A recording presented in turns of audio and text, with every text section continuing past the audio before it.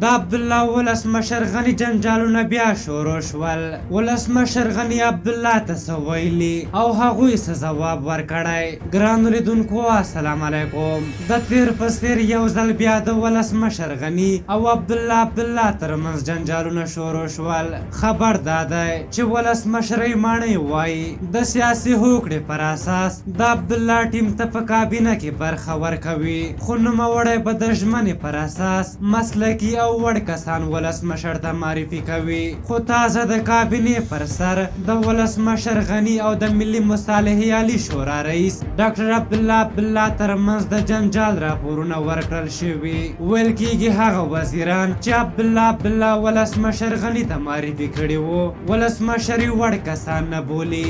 د ولسمشر غني ویان صدیقي نن یو خبري کنفرانس ته وویل د ولسمشر غني ټول ټینګار پر دی چې دا ځل په مسلکي او سیاسي وزن برابره کابینه رامنځته کړي او د عبدالله له لوري معرفي شوي کاندیدان وړتیا نه لري. دوی وایي له ډاکټر عبدالله غوښتنه شوې چې هر څومره ژر کېږي پر ځای دې نوي کسان معرفي کړي، خو د وزارتونو پر سر د عبدالله په ټیم کې جنجالونو دغه پروسه ټکنۍ کړې. خو دغه راز د ډاکټر عبدالله پلویانو بیا ویلي چې د ولسمشر غني لخوا معرفي شوي نوماندان کوم یوې د وزارت وړتیا لري. دوی وایي د محمود کرزي، طاهر ظهیر او نورو په څیر کسان هېڅکله هم د وزارت وړتیا نه لري.